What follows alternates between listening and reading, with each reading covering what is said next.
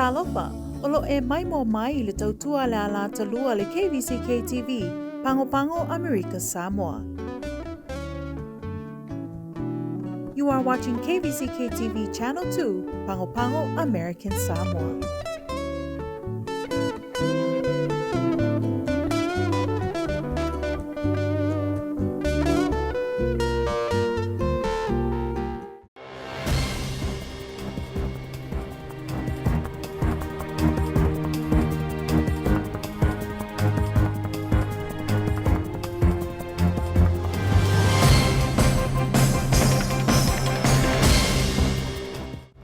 Tau fiania li i se to lima i se osfa inga leo tai au nei. So engol COVID te tau na whai e te tono fast food valu i tūla. Ma o se whamanuianga i mātua e ala il pepe fou.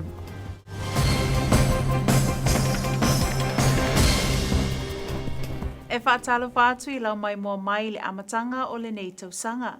E tumu atu o se oswhainga leo li tai au waweau nei a lo whau ma amoli na mawai ni whala au whaasaino le aisa whaapeai ma au penga malosi ma ua tauwhia nei la tau e to alima na saisai mai e leo li tai au nei a o wha au wawai a la tu suenga o lo mai le moli a loa ia o la tau nei e to alima o se au telenga le nei o le reporti. E le ima lama le tau nei e aro leo sa whainga le leo i alo whau ma amoli o le wha moe. Ina ia sa ili lato o si le fia le lei le malo o nisi ia o lo masaro mea le whaonga ina o whala au wha saina. E peo na si le fia lau tele o sa whainga wha pene le iloa lava e seisi le mea tupu e te ilava o te tū leo o mai o na wha au penga ina mo le wha atano ina o lato fuanga. I se saunoanga ma le sui komisino leo ia 44 junior o lato e to lima na sai mai le tau nei o tau fia nei a o wha au ngā ruenga masani ro fisa e ala i suenga. Na tau o fo e le sui komisina o le o sa whainga le tau nei e le ngata sa mawai fuala au wha asai no le aisa e na mawai fo e maa o penga malosi o le tuainga o le luas fulua. Wha mai e ia suenga a le vaenga lea mātou le vaise na karis ma le vanga leo susua. Ia ona maua fo i leo se au ili linga ma se tūlanga mo iai ai na maua fo la au whasaina maua fo i ma a penga la au malos i mai leo se whainga le sa whaia nei tai au ia ai le nganga whaftai fo i le tua ia le iei asisi ua pe o mawhaina pe la vea mai iei le na saunona sui komisina o tawhine i lato na po e mai le tau nei e tali ele teime wala au waidu mo le whamasinonga na sauno fo nisi nei o vahanga whea ngai mo le lato ofisa o na nau ta inga ia malo tupulanga telavou ai mai sa tupulanga lalvau o le atunu ma ia whianga le ala i fuala au whaasaina. Na solonga lei lava Sofia Fiel tausanga fou e tusai o se whaalinga ma le sui komisina o leo ia 44 junior. Ui lava na iaini sina maua i le aweta avale whasua awa i taimi o a Sofia Fia o le anganga whaaftai e le iaini sina a fia soifua ono le awa mahalosi. O le vaenga o tāfuna ma tele i eili to tele o tangata o le atunu. Na solo le lava fia ma whaatasinga a ainga sa whaia. E ui sa iai lava taimi na o atuai sui o le ofisa e tali vala au o le so ona pisa o ono o lunga lava o le awa ma le fia sa whai. O se tasi fo i o vaenga na mātele i nā ngā iai a li im tabaita i leo o whale kalapu ai na le lei uma e le eise vaenga tele sa whapopole nai le lato ofisa. E iei fo i ale au o na e le nā tia le nā mea ai o le nganga whanga e tia ono o mea sa tutupu mo mua e le i ora ki visimasi ia malwha malu sia fo i le tūla fono leo mai ora ki visimasi. Pio i nāua maoisa o onga le atunu. E o mai lale i le tausanga fōmalo na whai unga ni wha moe. E whio lolo a fo ina i tangata o tātou atunu maua le avita vale wha swa a wā. Mata watu ia pe o wā malifitu le se fulu le a wha. Ia e se mai ele taimi o kuisi masi la tō wia. Ia ai o le au te lenga lava ia o le o le wha moe mtanga luenga. Pule alofa le tua e sao mauli. O nisi foi o wha lave i e tupu mai tua i a inga me wha pena. Ia o solinga tula fono masania o le ua le ai foʻi se mea alofa ia o femisa ai ma le toʻalua tulaga faapena o vai foʻi le ona ia ana mai foʻi le taofi tai le toʻese ae o le agaga faafetai le atunuu ia ona o se a manaʻia foʻi o se fautuaga o se tuʻalalo foʻi a mai se foʻi le autopito laau taulogologo i le atunuu ina ia faautagia mai o le nei faamoemoe o le auga lava ia saoga lemu o tatou tagata.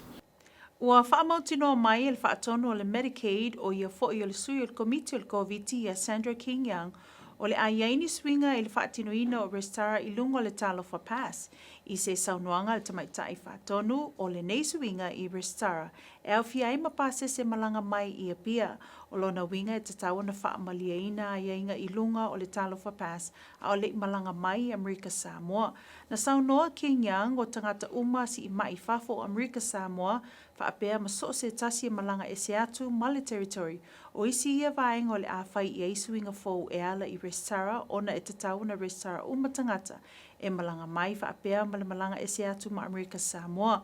O pasese mai fiti le masina nte nei sa whaongai nai fo i le Talofa Pass o whainga fōu nei e peo na saunoa i eile whaatonu ina ia malupea ma le lei le whaia o siaki makili o tangata a o le malanga mai le atunuu.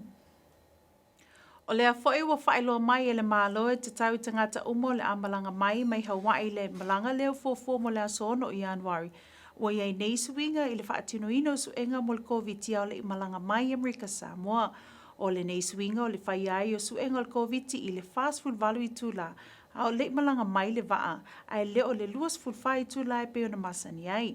I se whaasi silanga me le māloe le tai au nei, o lo ta uai ua mafua le nei suinga, ono le alu i lunga le whaitau o whai o tangata i Hawaii wa a fia il COVID i se whamauninga ma le tamaitai whaatonu i a Sandra King Young i le tai au nei. Na ta uai e luas funono tangata o le malanga leo fuafua mai na maua suenga wa a fia le vairusi o le COVID ma o le isi lea mafua anga le sui o le suenga mo le nei malanga i le fast food valu i tūla mai le luas food whai tūla sa masani ai mua.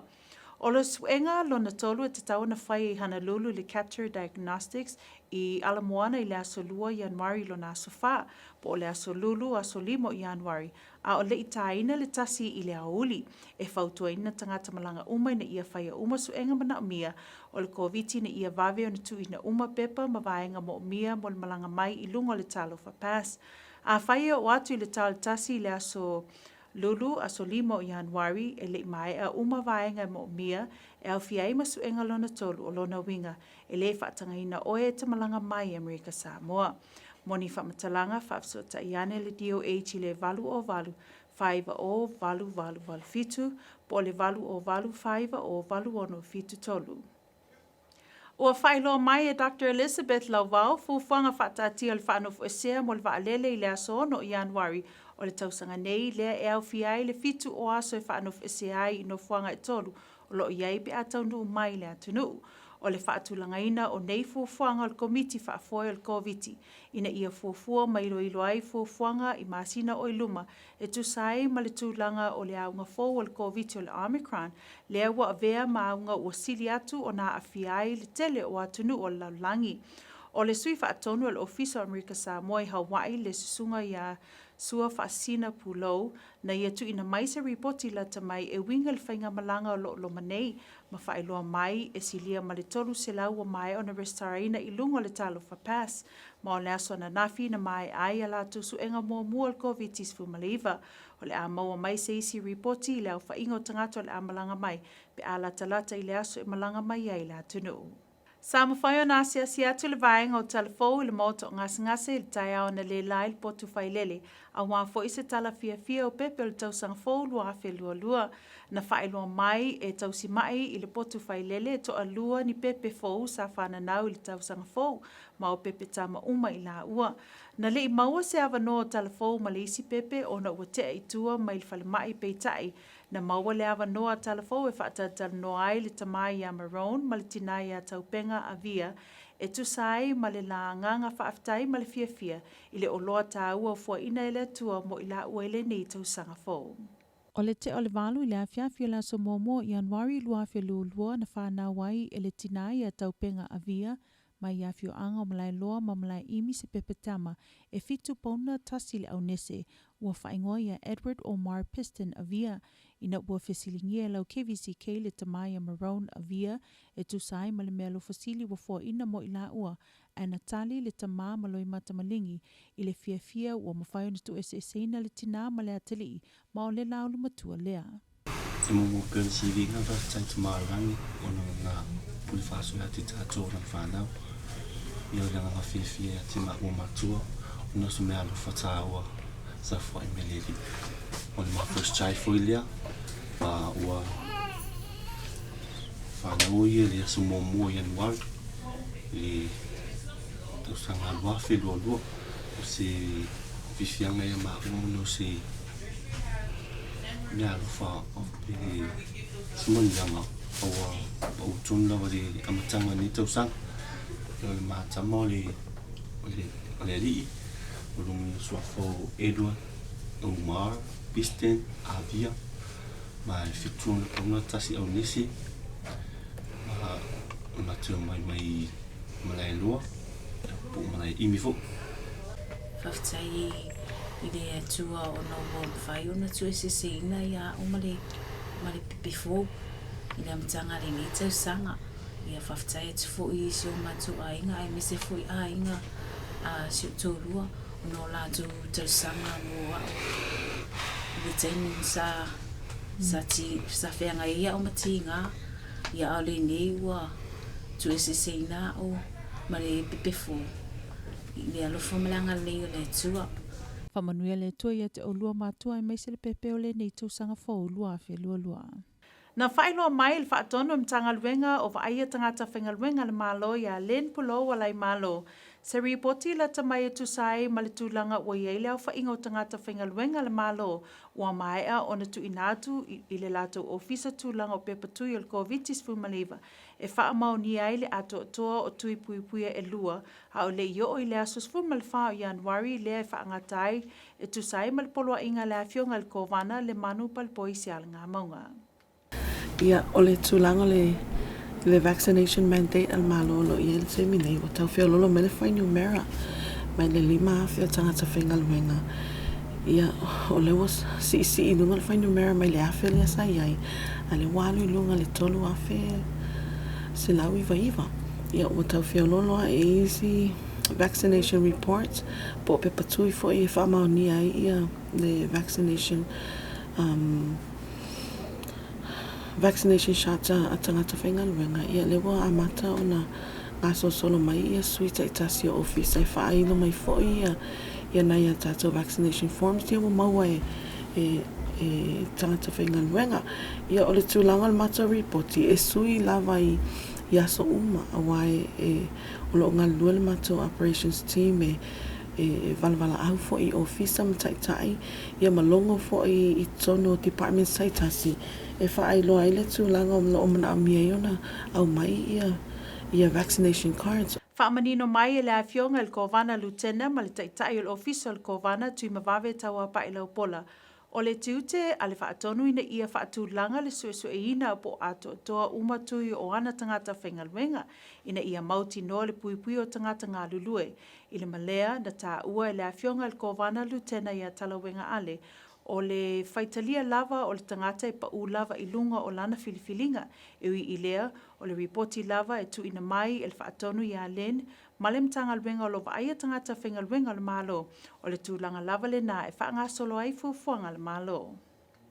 I tala mai le Pasifika, ua ripoti mai le isi tangata ua maliu i fiti le whaamai le COVID-19. E toru se lau maliva le numero 4 o tangata wa afia. E awhia ai ma le se lau ivas fulfaa le na maua i afianga o le vairusi i te tono le luas fulfaa i tu la. O le whaitaua o whai ua iei nei e fitu se lau valus fulu talu mai le masino o te semana te anei. E onos fulu lua tausanga o lea ua umalona ola i afianga o le nei whaamai. Mai i ripoti mai fiti o lea ua maliu ua maea o na whai umatui o le COVID-19. O le whaatolu wai le nei o na lavea fiti i aunga o le whaamai. Ma o lo tau mawhai le malo e tau tau fiofi le pipisi o le aunga fōu o le Omicron i le temi nei. Talu mai nā masina ua tuana i atu. Ua o atu nei le au whai o tangata o fiti ua mali liu i le ono silau i vasfu malavalu. Amerika Samoa al whaiunga le nau talafo al KVZK i le nei a whiawhi, whaatai whaatasi mai to whasoifua. E whaasisi la atu mamalu lau tele o le atu nuu, o le a tapunia le awala i le vao le whale tuai o le Astika ma le District Court, ona o ngā ruenga whaatino o le a whaia, mo se whale fau mo le ofiso whamasinonga, e te tala ina pēr le awala i tua e a mata mai le awala whaasa ngai ma le maketi a ngai atu i le whale leo leo, mo le a whio anga mo tangata whinga soloai, o le a te tala fo i le awala i sisifo le pākanga a le district, ina ia mawhai ona whaongaina le pākanga, e mawhai ona ulwhale ai te tonu a ngai atu i le awala i tua, ai e le mawhai ona toi ulwhafo mai se i vanga nā, wa ngai atu i lumo le whale leo leo.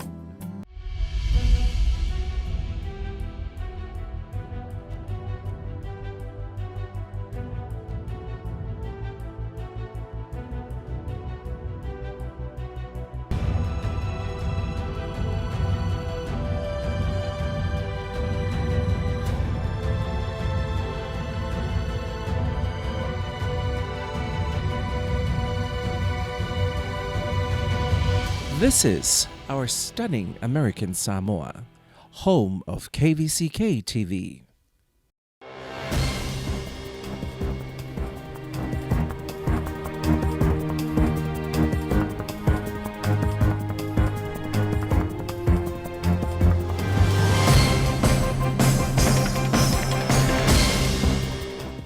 Traveling on the 6th flight from Honolulu must do the 3rd COVID test. Police confiscated guns and methamphetamine, and proud parents welcome their New Year blessing.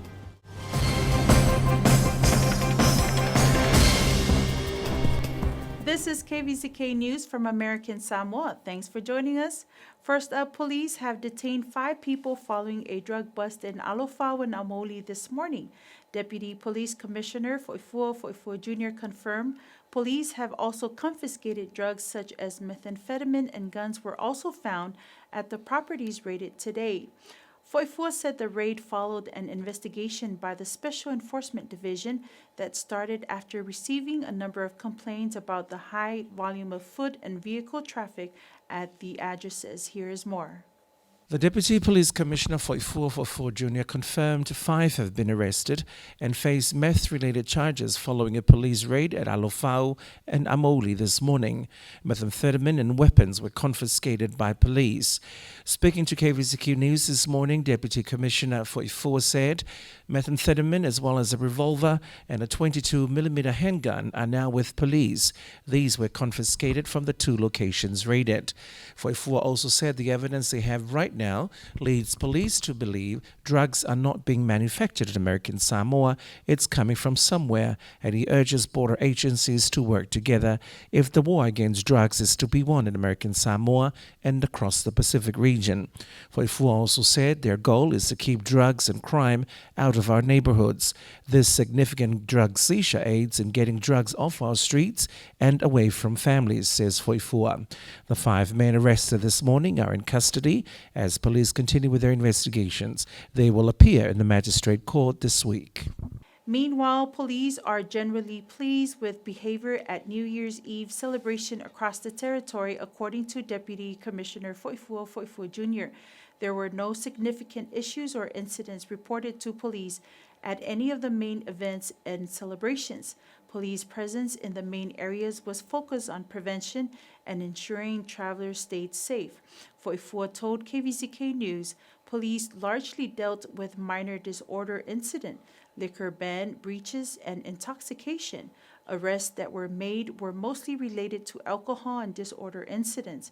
In the Tafuna area, where the majority of the population resides, celebrations were standard and nothing unusual was reported.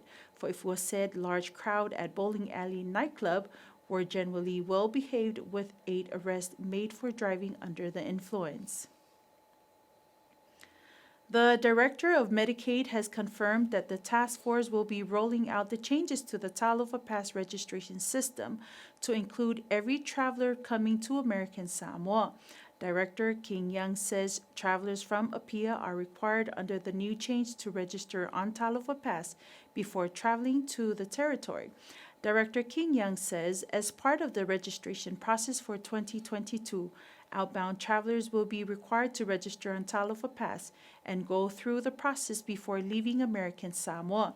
This is more of what she had to say about the new change. A new addition for 2022. And this has always been the intention that the Talofa Pass system will be used by the government to screen COVID and passengers coming into the territory. This began with travelers coming in from Hawaii, and we are expanding that. We have included the medevac referral patients for going to New Zealand. So we've been doing that with patients going to New Zealand. And most recently, last week, we did this with a Fiji flight that came in.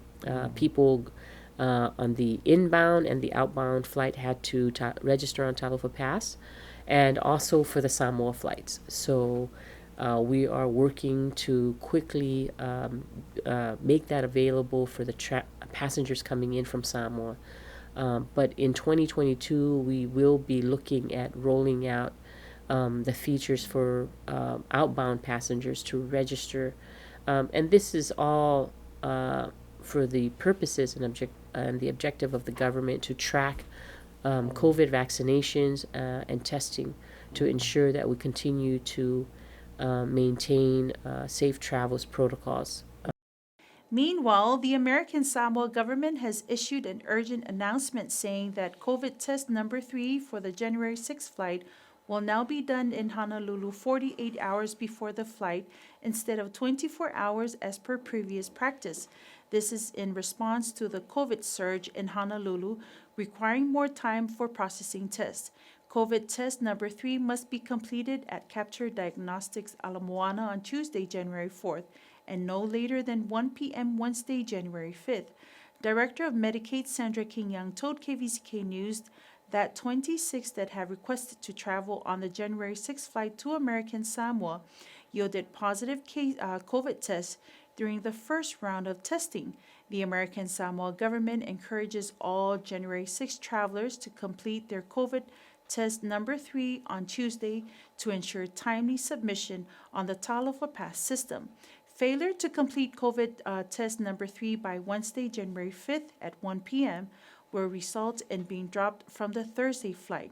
For more information, please call DOH at 808-490-8887 or 808-490-8673.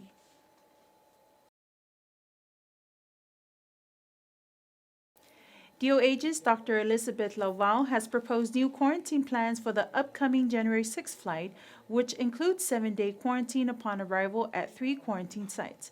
This is the proposed schedule for the task force to consider over the next several days until more evidence and data is known on the Omicron variant that has become the dominant variant in countries around the globe. ASG Hawaii Deputy Director Suafasina Pulo provided updates on the upcoming flight and shared that over 300 have registered on the Talofa Pass system and their first swab tests were due yesterday. A more accurate count of approved travelers will be available at a later date. The first baby to arrive at the LBJ Tropical Medical Center was a little boy named Edward Omar Preston Avia. The little Edward was born to parents Tumarone and Taupenga Avia at a little after 8 on the evening of New Year's Day and was described by his parents as adorable. Weighing 7 pounds and 1 ounce, Edward came into the world early. Mom told KVZK News her gorgeous son didn't want to wait. Speaking to the KVZK News, first-time mom Taupenga said labor was hard and was contracting for a while and was also not expecting a New Year's Day baby. The young mother said she is overwhelmed but excited at the prospect of being a mom and has everything ready at home. She said her family are also dead excited to meet her son. Dad Marone said at the time they were still in a bit shocked and overwhelmed. More than 371,500 babies were born worldwide on New Year's Day, and India is estimated to have recorded the highest number of births at around 60,000 according to the UN's Children's Agency. Congratulations to the proud parents, Marone and Taupenga, and welcome to the world, precious Edward.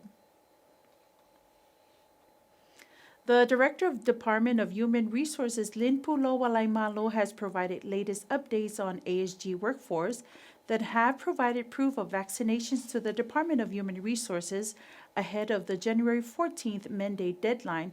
According to Pulo Walaimalo, out of a total of 5,071 ASG executive branch employees, 3,199 have provided proof of full vaccination, 142 have provided proof of one shot, 70 have no shots, and 36 have requested exemptions.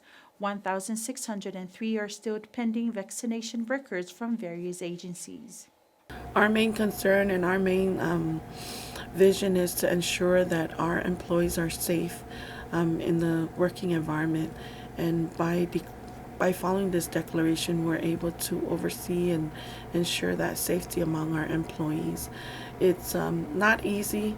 What we're going through by the verification is not easy, but we were able to work together as a team by making sure that each of our reps who go out to the departments are properly trained, are aware of what are their questions, and then they're also able to accommodate our ASG employees with information as far as the exemption requests for sincere religious beliefs, as well as the medical and disability claims that they will have regarding the vaccination. The Lieutenant Governor Talawenga Eleasalo Valele Ale and Chief of Staff to Mavave Tawa Pailaupola has reiterated that the onus is on directors of their respective departments and offices to obtain records of vaccination statuses and encourage immunization for the safety of their staff and community. In addition, Talawenga clarified that semi-autonomous entities fall under the discretion of their respective employers, and that the report from the DHR director only covers ASG executive branch employees subject to the mandate. To the Pacific now, Fiji has reported 1 death and 309 new cases of COVID-19 in the community. 194 of them confirmed in the 24 hours to 8 a.m. on Wednesday. This brings the total number of active cases to 780 as health authorities tackle a third wave of the coronavirus outbreak across the country.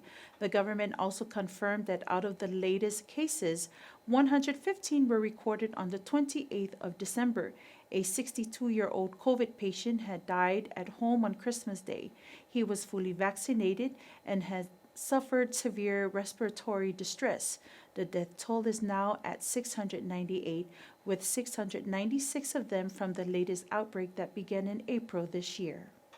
American Samoa, that's Talafo for tonight. Thank you for watching. Tofasi Fua. Please be advised that the construction of the new courthouse is starting today, the 3rd of January.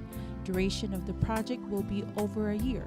Therefore, the road between the old Azteca and the district court will be closed.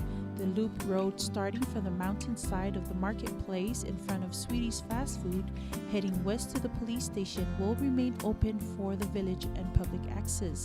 The entrance road on the west of the district court parking lot will remain open for the parking lot access and for one-way in only to the left side of the old Azteca building.